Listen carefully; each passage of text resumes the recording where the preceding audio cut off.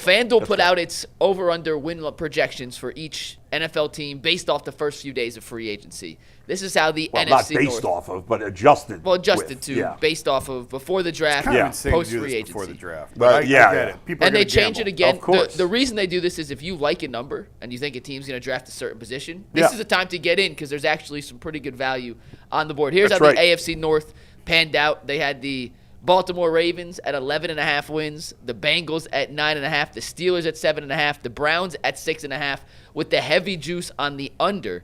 If you think the Browns win more than 7 games this year, 7 or more, it is a great time to get on the over. It's plus 130 on the over. It is minus 165 on the under. They are begging you to take the over. Yeah. Bull.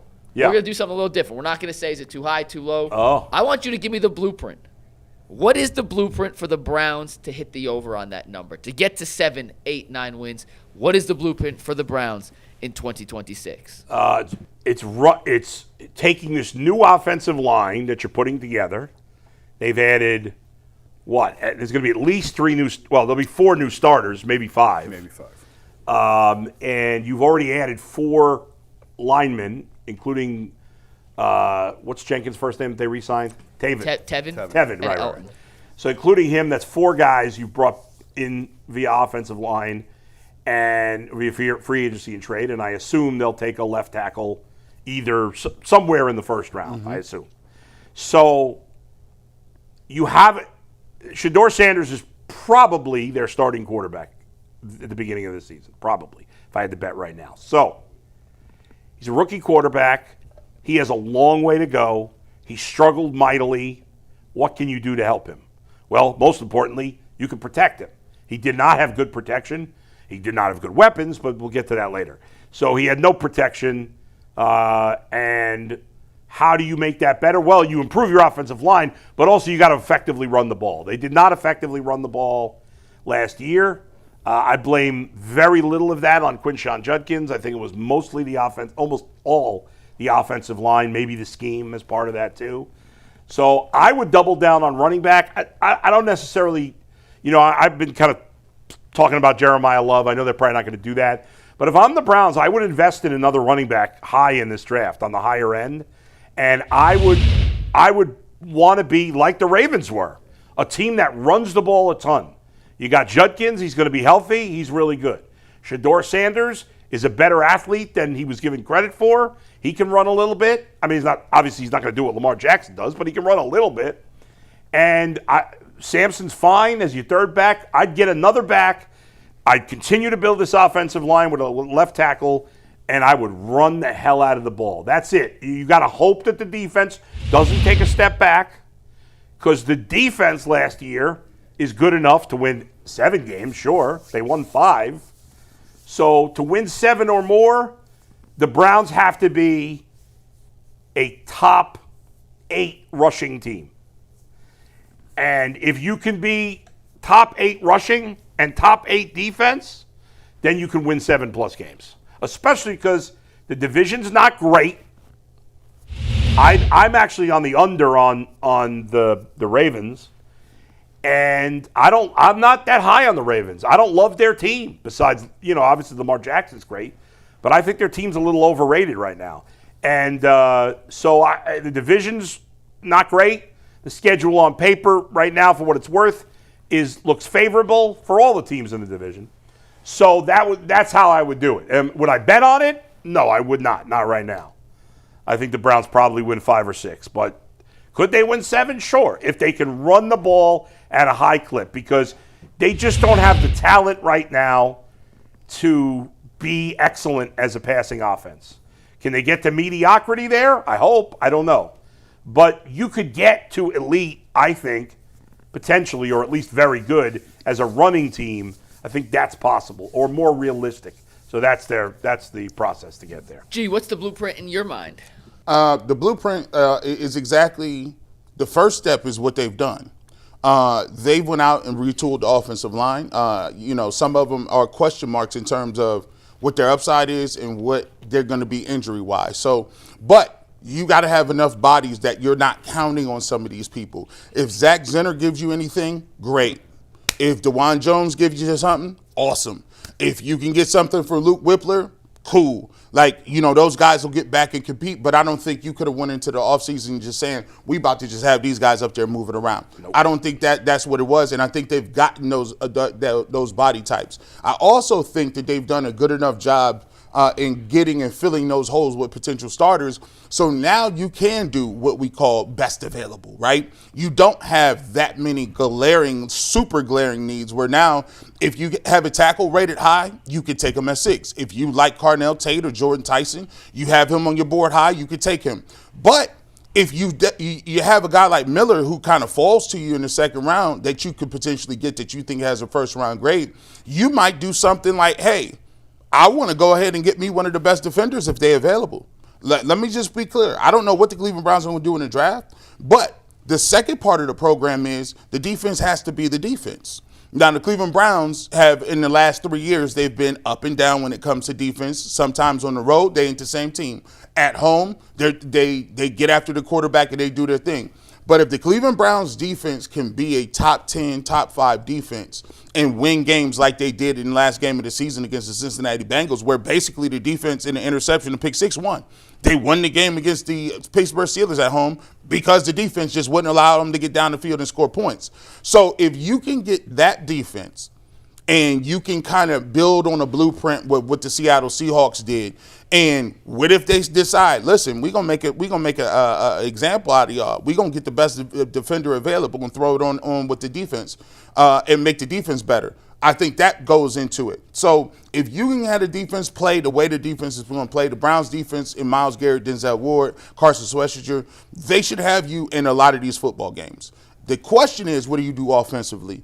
What you need to do is you need to get you another dude. If you can get Carnell Tate and you can move Jerry Jeudy back down to a number 2 or he's not the focal point, and you don't got to get the year he had with Jerry Jeudy a couple of years ago where he had, 1,300 yards. Give me 1,000.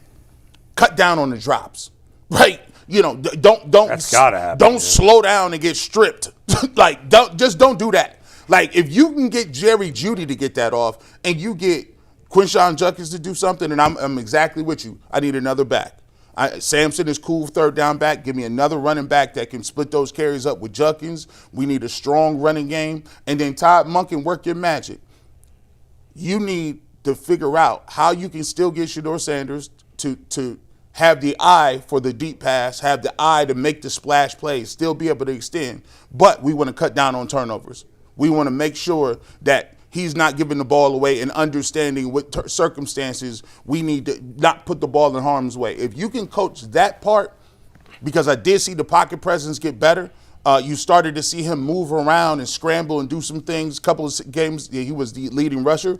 If you can get him to cut down on those turnovers and then maximize the running game and get you another couple playmakers, I think you can look at that game, at this defense, at the offense, what Todd Monken can do with the new upgrades. I think you can get 7 wins. The goal is 8.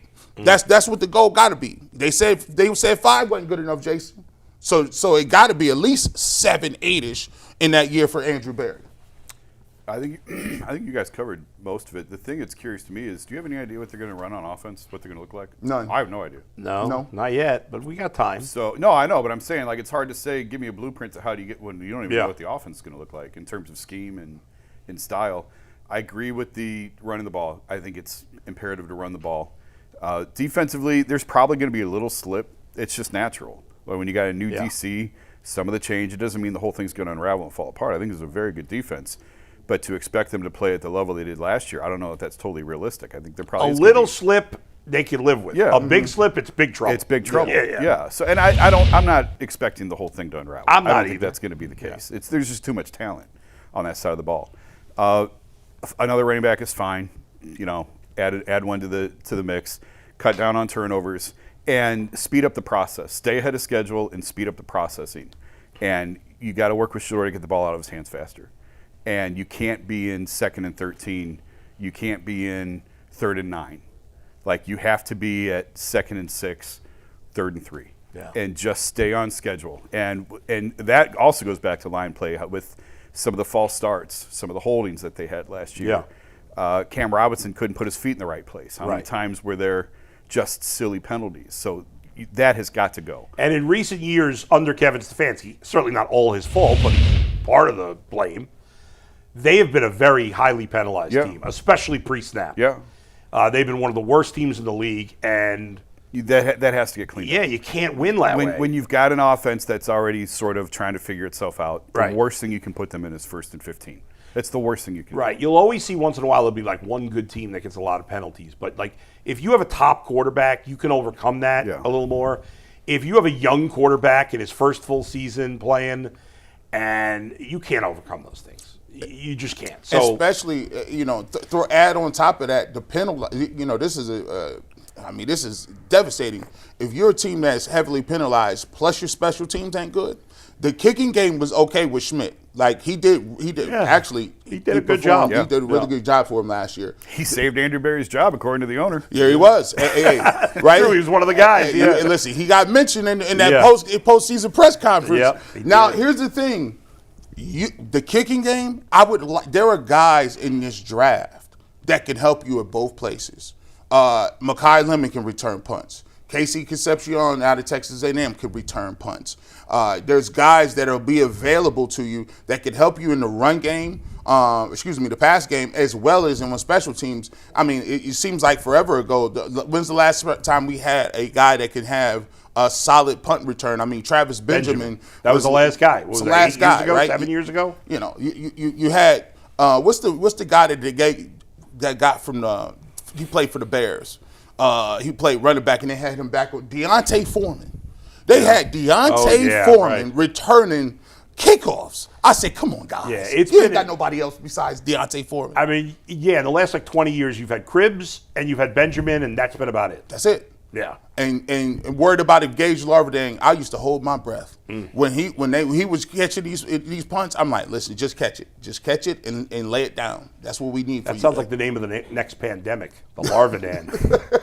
But I mean, Larvadan 18. I would even go. Start. I hate that actually makes sense. Yeah, don't you do that. I absolutely hate that because we still traumatized from that little kid.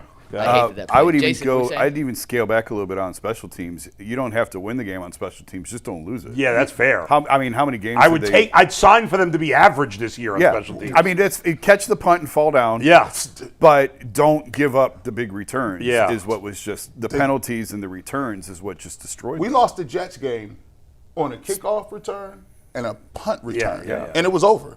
Yeah, I mean, the Rams lost the Super Bowl because they muffed the punt inside the 15-yard line. Seattle scored a touchdown. Yeah, their special teams was terrible. That's right. Didn't we just hire their special teams guy? They hired our special teams guy. Oh, they hired. That's right. Wow. Shout out to them.